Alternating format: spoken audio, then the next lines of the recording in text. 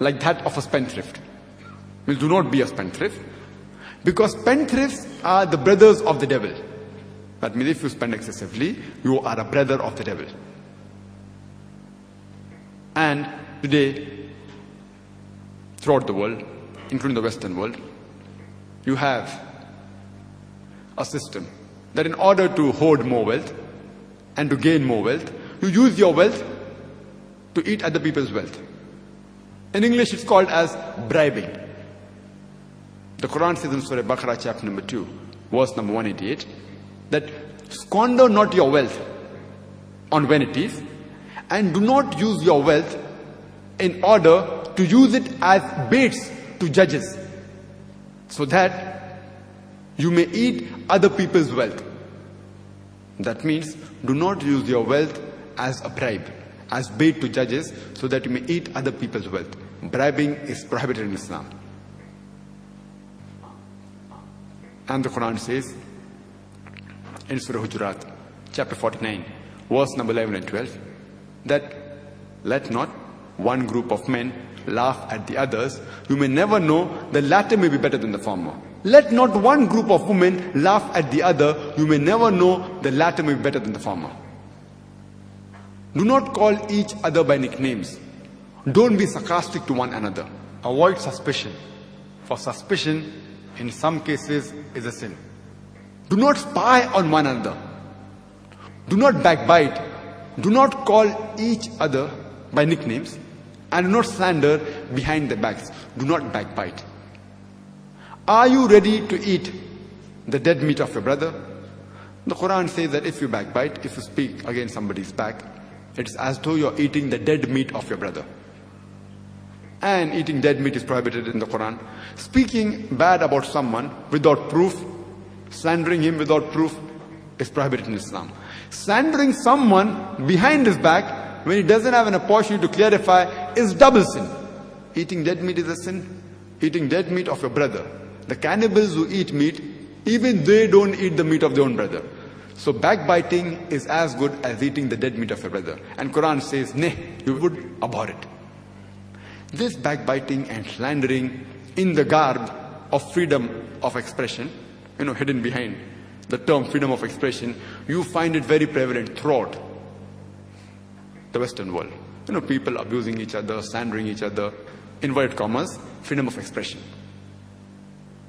The Quran says in Surah Humazah, chapter 104, verse number 1, وَيْلُلْ لِكُلِّ هُمَزَةٍ لُمَزَةٍ. Woe to every kind of scandal monger and backbiter.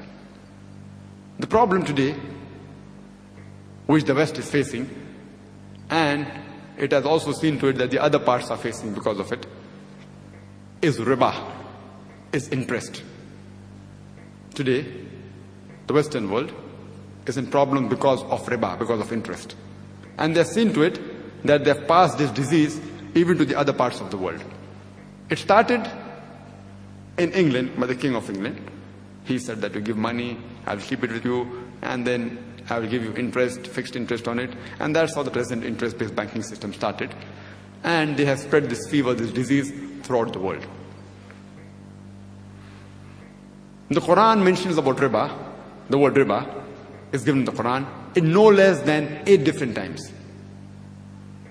It's mentioned in Surah Al-Imran, chapter number 3, verse number 130.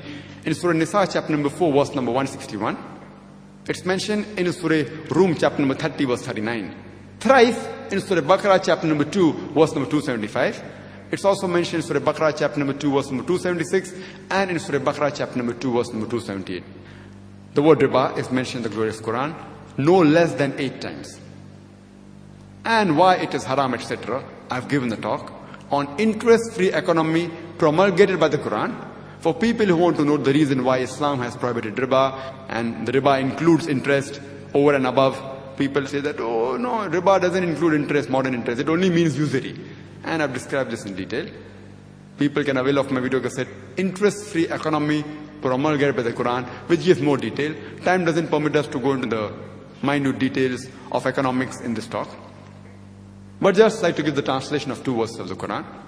That is Surah Baqarah chapter 2, verse 278 and 279, which says that, oh, you believe, give up your demands of riba, of interest, And if you give not your demands of riba, interest, take notice of a war from Allah and His Rasul. I mean, anyone who deals with interest, Allah and His Rasul will wage a war against you.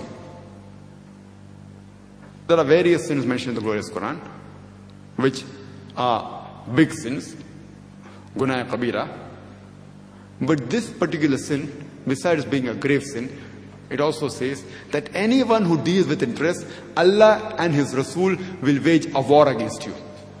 So if you deal in interest, you are challenging Allah and His Rasul for a war.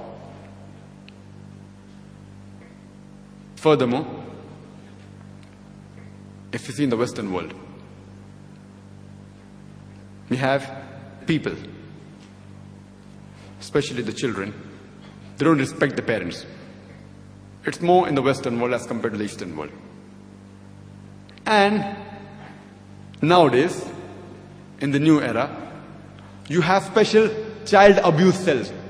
For the Western world, in America and in other European countries, you can phone the police, the special child abuse cell, and you can even threaten your parents. If your parents scold you too much, you better be careful, otherwise I'll dial that number. And the parents understand, okay, now he means business. You're giving rights to everyone. Rights are there in Islam. They have even given rights to children. The maximum is in Islam. But the Quran says, La taglu fi dinakum, in Surah Nisa chapter 4 verse 171. Do not commit excesses in your religion. But natural children should be protected. But now, in the garb of protection, the children, they are threatening, they are blackmailing their parents. If they want something, and if the parents don't give, they can blackmail. You can even give fake calls, no problem. The police will come, may harass the parent, may not arrest them, but there can be problems. Several places in the Quran says that you should respect your parents. Several places. In Surah Luqman chapter number 31 verse number 14, in Surah Ahqaf chapter number 46 verse number 15, in Surah Anam chapter 6 verse 151, several places. But specifically, it says in Surah Isra chapter number 17 verse number 23 and 24, it says that after worship of Allah subhanahu wa ta'ala, the next duty is respecting your parents.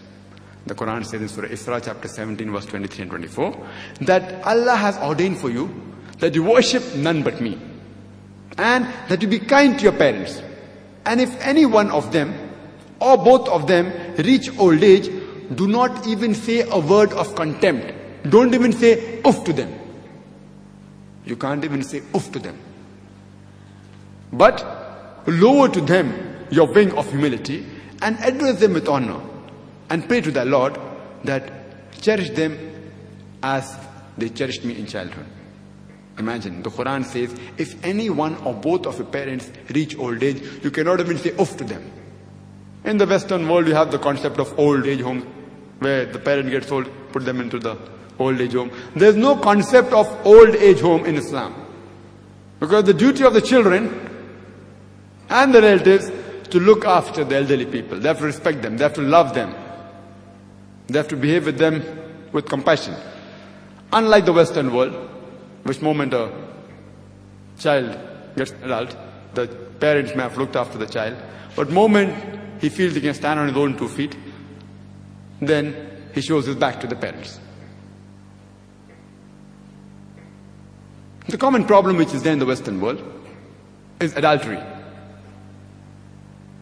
It is fornication. And the glorious Quran says in Surah Isra chapter number 17 verse number 32 that come not close to adultery, for it is an evil opening roads to other evils. Adultery is an evil opening roads to other evils. That is the reason in Islam marriage is compulsory. There is no monasticism in Islam. And our beloved Prophet Muhammad said, it's mentioned in Sahih Bukhari, volume number 7, in the book of Nikah, chapter number 3, hadith number 4, that, O young people, whoever has the means to get married should get married.